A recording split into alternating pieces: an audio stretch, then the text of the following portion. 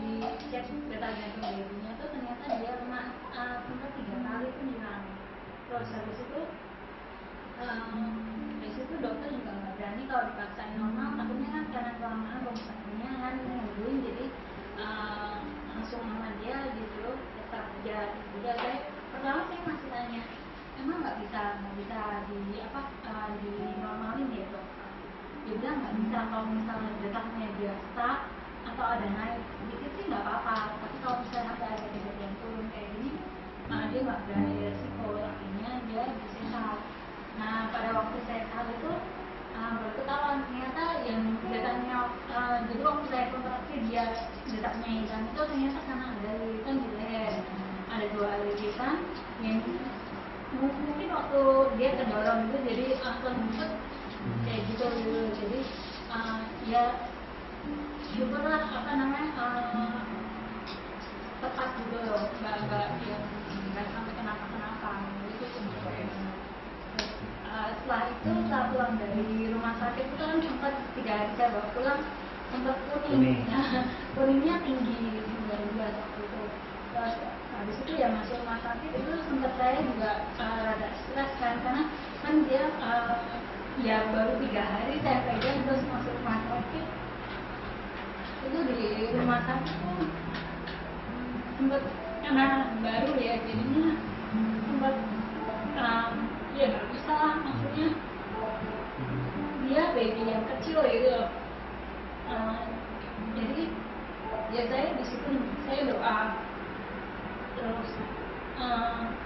Ya memang banyak sih waktu awal itu ada kayak ya banyak lah, ada pergumulan juga, tapi Tuhan tolong sampai dia akhirnya normal gitu. Memang kan banyak orang bilang, oh memang nggak apa-apa kalau kuning, memang nggak apa-apa, memang semua anak sekarang itu memang kuning. Cuma kan waktu itu kan saya shock juga kan, gede gitu, tinggi gitu. Terus habis itu Tuhan juga dia beri kekuatan dia gitu. Ya begitulah sampai sekarang, dan sekarang dia udah hidup.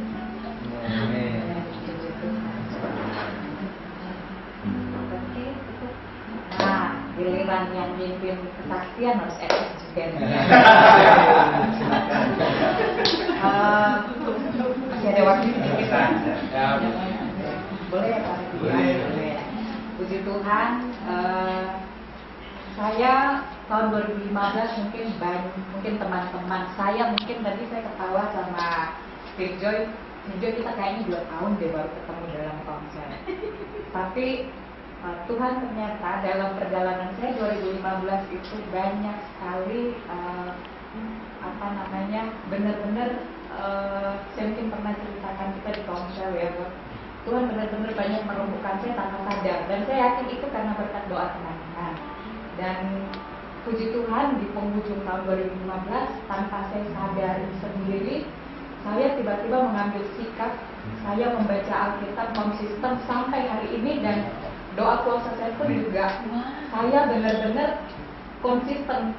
Dan itu saya doa akhir 2015 itu sampai suami saya juga kaget, kok jadi gini, kok kamu bisa begini. Cuman saya bilang ya saya tidak tahu tiba-tiba kenapa saya cuma disuruh tiba-tiba, Tuhan kamu baca Alkitab. Otak saya agak jongkok kalau soal menghafal. Saya cuma bilang saya baca Alkitab, saya baca aja. Tapi ada satu yang tiba-tiba saya diingatkan bahwa kalau kamu baca anytime kapanpun kamu punya masalah, itu ternyata masuk sendiri ke otak kita. Dan saya merasakan dalam kehidupan saya dari akhir 2015 sampai sekarang ini, banyak sekali masalah. Adik saya Sarah, suami saya juga tahu bahwa kami menghadapi pengadilan, menghadapi banyak hal. Saya kemarin liburan bulan 12 kemarin tuh saya sampai ke kantor polisi dengan keluarga besar saya. Tapi ada satu hal yang Tuhan selalu ingatkan apa yang sudah saya baca, dan saya akhirnya harus duduk dan saya ambil puasa. Saya di kampung, walaupun saya lihat babi banyak sekali, saya tetap bertahan sepanjang hari. Kalau orang tua saya udah menangis, karena kan kemarin kita udah diumumkan menang ya di MA. Ternyata itu salah informasi. Orang tua saya udah sehat, ternyata salah informasi. Saya langsung kaget, saya duduk, saya langsung bertanya sama Tuhan, ada apa ini Tuhan? Kami sudah dinyatakan menang, cuma beberapa jam itu ternyata salah informasi. Itu dipending, dan itu dipending sampai hari ini. Saya cuma bilang sama orang tua saya, karena tiba-tiba bapak dengan ibu langsung shock. Saya langsung menangis ke kamar, akhirnya saya keluar. Saya cuma bilang sama bapak, jangan sakit hati, karena orang yang kami hadapi itu di depan rumah semua. Jangan sakit hati, jangan menangis, jangan mengeluh, serahkan sama Tuhan. Saya cuma masuk kamar lagi sepanjang malam, saya bilang Tuhan, segala roh intimidasi, roh teror apapun, saya ikat semua area rumah. Saya cuma percaya sama Tuhan bahwa apa yang Tuhan sudah berikan otoritas pada saya doakan sebotol kecil minyak. Setelah saya doakan, minta itu jadi pagar bagi kami.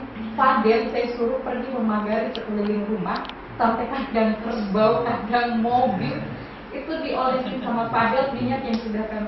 Dan setelah itu dia pulang, dia cuma bilang, tenang bunda, aman. Akhirnya malam itu saya cuma sukacita, saya cuma bilang begini sama Tuhan, sakit. Kalau secara manusia mungkin kita mungkin sudah melakukan banyak hal, tapi satu yang sampai hari ini saya yakin bahwa Tuhan mungkin ingin menguji kami semua. Sampai malam ini saya, Sarah, papinya Fadel dan kami semua, kami tidak ada yang merasa terintimidasi dengan keputusan-keputusan yang sudah kami alami.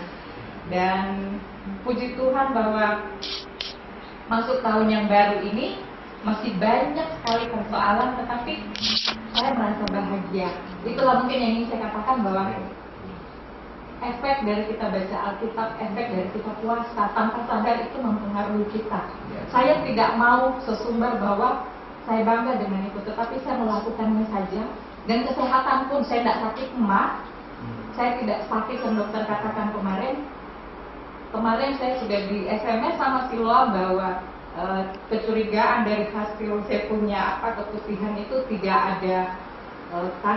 ada kanker, dan semua saya punya kandungan bisa lurus. Dan ada satu yang banyak hal yang Tuhan selalu kasih ke saya. Setiap saya mendapat itu di tengah jalan, kayak tadi saya mau datang ke sini, tiba-tiba sakit sekali nih. Saya langsung bilang, waduh, anak saya sudah dititip di tantenya kok sakit kanan, leher saya sakit sekali. Saya keluar dari kamar mandi, tiba-tiba saya lihat kaca, langsung saya tumpang tangan. Saya berdoa sebentar.